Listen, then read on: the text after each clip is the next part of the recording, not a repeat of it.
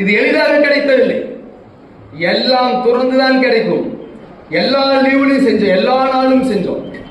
எதையும் எதிர்பார்க்காமல் தன்னலம் கருதாமல் செய்த அந்த சேவையினால் உலகம் எங்கும் ஒழிக்கிறது.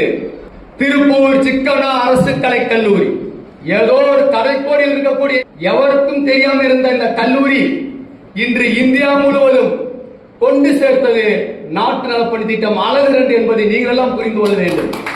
நான் அழகு 2 சொல்கிறேன்.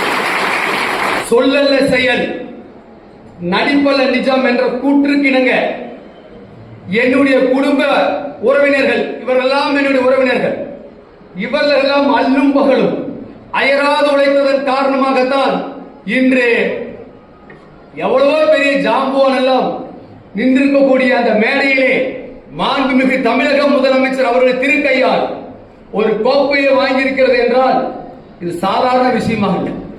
உணர்வில்லை என்றால் உங்களால் எதுவுமே சாதிக்க முடியாது.